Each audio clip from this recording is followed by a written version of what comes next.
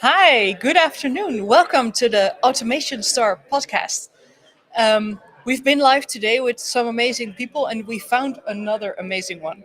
I'm here with Anaïs van Asselt. Hi Hi. everyone. Good to be here. Yeah, Yeah, how are you doing? I'm doing great. Thank you. Yeah, loving the vibes here at Automation Star. What about you? Doing good? Yeah, Really enjoying this podcast opportunity? nice. Yeah, I'm kind of hijacking from Leandro, but he seems to be okay. He's off camera. He's shaking his head now. Mm, We're fine. It's fine. Yeah, so you gave a deep dive yesterday here. that's right. Yeah, it was quite exciting actually because I have been doing talks at conferences, but this was actually my first time doing some kind of workshop, kind of interactive deep dive. In this case, it was 90 minutes. There were quite some people. But it was very Well, she nice. says quite some people, but it was sold out. People were Yeah, trying to get in that didn't sign up, and and yeah, she was the bouncer. yeah, I was the bouncer. So yeah, that was interesting to see. To be Yeah, honest, yeah, it was it's super nice, lovely too. It's like a total different perspective. I'm quite a control freak to be honest, and I really had to let go and like really look up the interaction with the people and do like really go into the rabbit hole of of code of AI together and also learning some stuff from the people in the room. So it was yeah, it was great actually. Yeah, yeah. loved it. So before we go into what you talked about, where do you work? Ah, I work at Choco in Berlin. I'm actually from the Netherlands, but Choco made me move to Berlin, to be honest. So it was a bit of a joke in the first place. So I just settled down in Utrecht in the Netherlands. Just bought an apartment actually. It was half a year, and then I got a LinkedIn message saying, "Do you want to join our mission to reduce food waste?" And I was like, "Super cool! I would love to do that. Heck yeah, right?"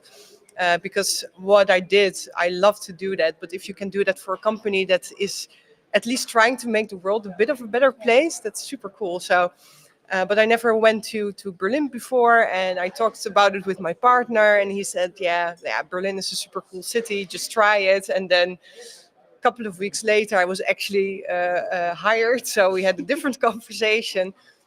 So it's been a bit of an adventure, but after 2 years, like going back and forth from the Netherlands to Berlin, I'm actually settled down now in Berlin. My partner also has a job there, and it's a tech startup and they are trying to reduce food waste by basically automating the whole order management process and basically the whole supply chain, starting with the end game, which is a restaurant.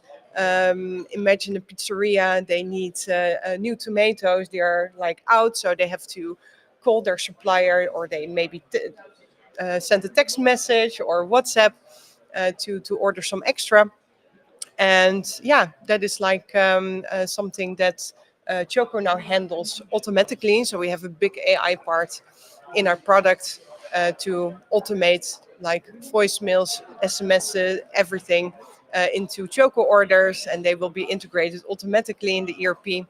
And in this way, we can make the whole that whole management order management process more transparent, um, and also then like highlighting where the food waste is coming from. Yeah, And the suppliers, they have a platform to also promote products that are like close to expiration date. So yeah, that's like a super cool yeah, super cool environment to work in. Yeah, yeah. I completely understand why you took that chance in Berlin. yeah. Yeah. So the first time I saw you speak was in Stockholm in 2024. Ah, And there cool. you Yeah, spoke about your defect management and how you used AI to improve that. yeah. Could you share something to the audience about that? Yeah, for sure. Like maybe you've seen like AI being applied for test case generation or automatically executing tests. But I was also like, I challenged myself to look also to try to apply AI in a different way. And in this case, bug management. And it actually started when we started using AI at our company at Choco, and that was back in 2023, just after ChatGPT came Yeah, out. so right on the ball. Yeah, and we did like an AI hackathon. It was a great way for the people to be introduced by AI and just to like try and hack out their solutions. And we created an automatic assignment system for bugs because we had like this bug duty officer, and basically the task that he or she had was to assign the bugs to the right team based on like the context of the team. But that can Yeah. be quite difficult because it was mostly developers. They are within a team, so they not always know the context of other teams. So it was a pretty difficult job sometimes to do. And yeah, we managed to automate that using AI. And yeah, it was basically we made an overview of the context of the team, so all of the responsibilities and the features.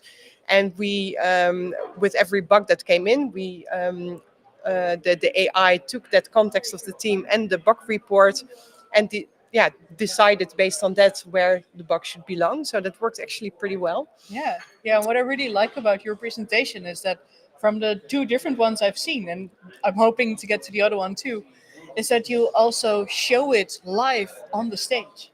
Yeah. You Yeah. actually made a defect that went into the system, it got labeled, it went into the other.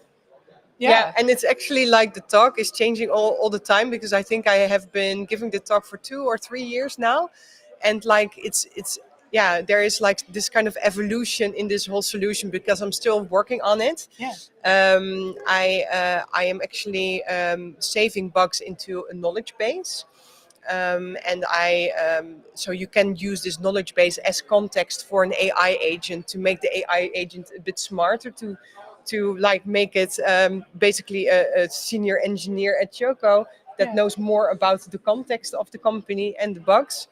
And I use that to try to create bug recommendations or to do analysis. And I also like get quite some learnings out of that because um, bug triaging is not just about like, oh, here's the solution, let's be done with it. yeah, But there's a lot of investigation that also needs to happen, right? So you have to look up data about the user, and so it's pretty complex. So there are also definitely obstacles that I run into. But every time there's a new learning to share and yeah, some new techniques and approaches. So looking forward to do the talk again at yeah. Testing United this Friday. So yeah, In it's a Milan. busy Yeah. it's a busy week. Yeah, Cool. Yeah, and I think it's a breath of fresh air in the way people use AI, yeah, because it's usually there's a lot of um, mobbing and vibe coding, but this is such a clever solution to use this way of working, yeah. especially with the bug knowledge base. It's yeah, great. Yeah, and I think it can also. I think it has a lot of potential to grow to something different. I've seen, like at a startup, it's always difficult to balance speed and quality, right? And the teams are always like really pressure to like deliver their features on time, and sometimes it's a challenge to find the right topics or the right points to focus their QA efforts on, right? So that is also something that I try to surface with this, not only bug information in the knowledge base, Yeah, but maybe also combining that with product information, with maybe test and release information, combining all of that together to, yeah, surface basically the risk of a product or a feature and like help the teams to, yeah, like do a more of an efficient job when it comes to yeah, QA. Yeah. yeah. It's really cool. And your other talk, you do something fancy with a HAR file. Now, I had Mm. never heard about a HAR file before I saw your talk, so a world opened up to me. Could you explain a bit what it's about? Yeah. So yeah, the deep dive was about a HAR file, and it's actually like I think you've seen like what goes into the HAR file for sure. So if you go to a website, maybe you're testing it, you like open up your DevTools, you go to the network tab and you see all of the network traffic appearing there. And there's a way to actually download all of this traffic. And if you do that, then the result is a HAR file. Yeah. And we were thinking at Choco, because we had a challenge, we were migrating from a Lambda to a whole Nest.js architecture, and we didn't have that much test coverage to be confident enough. So I was looking for a way to make it more easy to generate these tests, and try to do that based on the HAR file, because that's where all of the network traffic goes. And by extracting the relevant calls from the traffic, I managed to create a script that turns that call into a test, a K6 test. And there's some scripting in there, but also AI. And I believe that it's very important to have the right balance in there as well, because after all, AI does give undeterministic results. So Yes. it can be a challenge as well to work with that in a deterministic environment, Yeah. right? So during the deep dive yesterday, you helped the whole audience to do those steps themselves. Yeah. Yeah. Yeah. That was like a bit of a challenge at first, because like a HAR file, if you can imagine, if all of the network traffic goes in, that file becomes quite big. And if you put that in like a chat GPT as an attachment, with the Wi-Fi, and everyone is on the Wi-Fi, everyone is trying that, then like it could go very slow. It took 1.5 minutes for the chat GPT to actually process. And that is also why I'm really advocating for making it as easy as possible for the AI, and also decreasing the input as much as possible, not only for the tokens and the size and like how expensive it is, but it also is causing hallucinations. It is worse for the environment. I mean, like there are all kinds of reasons why you want to minimalize that, and then instead of a HAR file, just using the JSON of the call that you want to automate. Yeah. That's definitely a better way to do that. And then even creating scripts later on, so you only have to send the most important stuff to AI, because, and of course, sensitive data is also cookies, tokens. You never know what's in the header. So Yeah. yeah, that's also a bit tricky if you are inputting whole HAR files into ChatGPT, right? So you don't want that. But Yeah. we were testing with a demo app yesterday, so Yes. no security breaches there. No. No. Shouldn't be. No. Yeah. So you were completely booked out, and there was actually a bit of a kerfuffle at the start of the session because a lot more people tried to get in.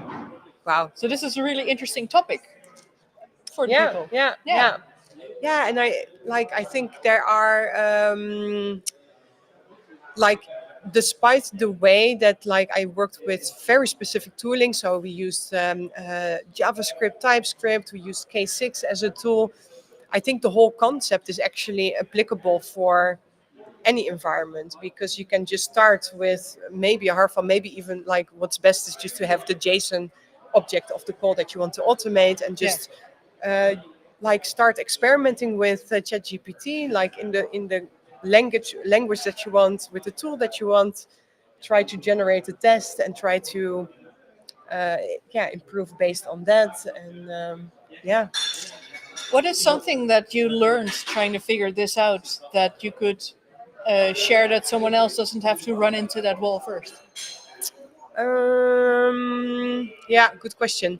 So there are two ways how you can apply AI, right? So yesterday we applied AI to create the solution, but you can also, so like asking ChatGPT, create a test based on this JSON object, or create a script that creates the test. But you can also use AI in the solution, meaning that so you have a script, and you are generating the tests, and then I use, for example, AI to generate the assertions based on the response of the API call that you're testing. But I would actually advise on first starting to do everything with scripting, because like when the response is simple, then there's a very good possibility that you can map out using scripting, and the result will always be the same. Yeah. If you use AI in the solution, so for example, you're generating your test, all of the code, and you say to AI, oh, now insert the assertions in this code.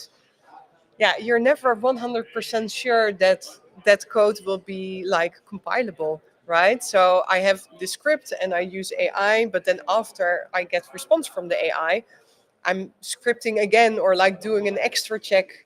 Like, is it still compilable? Yeah. Is there something wrong? Do I have to fix it? So that can add a level of complexity. So I think best to start as easy as possible and break it up in small tasks because it can sound like something impossible to do.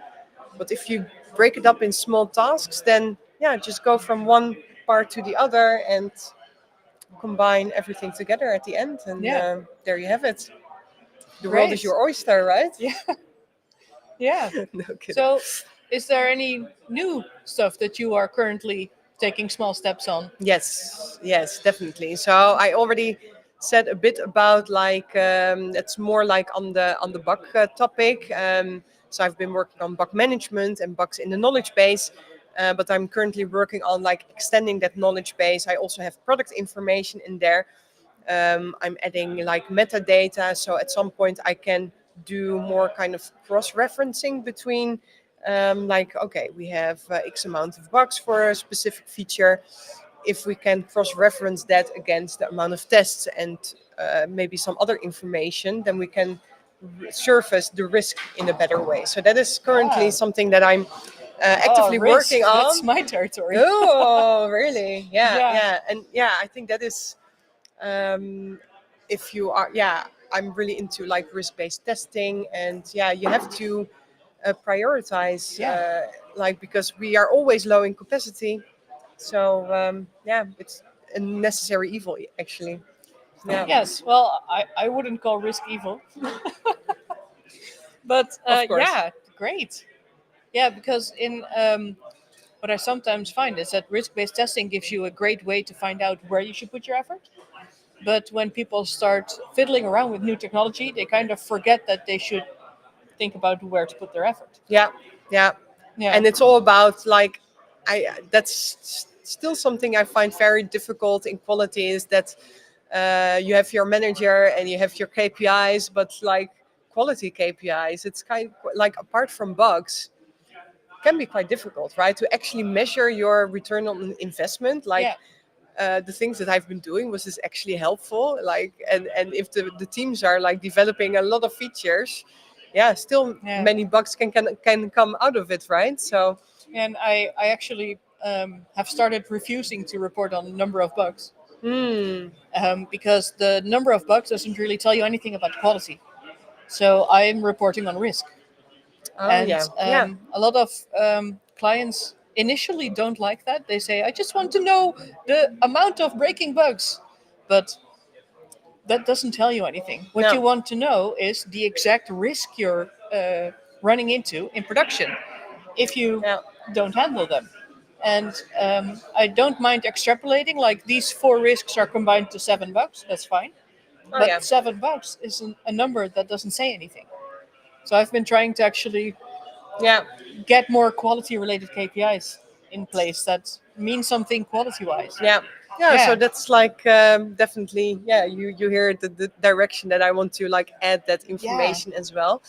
Can't wait to see what you come up with. Let's Yeah. see. Hopefully at a Yeah, conference in the future. sneak preview. Yeah, Yes. Yeah. If you who ever knows? see that she's on the program, definitely go check out her talk because she will live demo and it's going Oh to be yeah, for amazing. sure. Yeah, Yeah. yeah. And Yeah. sometimes it works, and there's always these demo gods that you have to keep satisfied, right? Like once I had one, once I had a demo with Intercom. It's like a third-party tool, and they had a global outage like of a couple of minutes just at the time that I was demoing. So they, yeah, maybe I have to give some extra sacrifice there. So, but yeah, it's definitely demos are things that I do. Yeah. Great. Living on the edge, right? For sure. Thank you for your time and for this interview. Thank you I enjoyed it a too. lot. Thanks for inviting me. It's been Yes. great. And we will be back with more interviews today. So hang around. Goodbye. Ciao, ciao.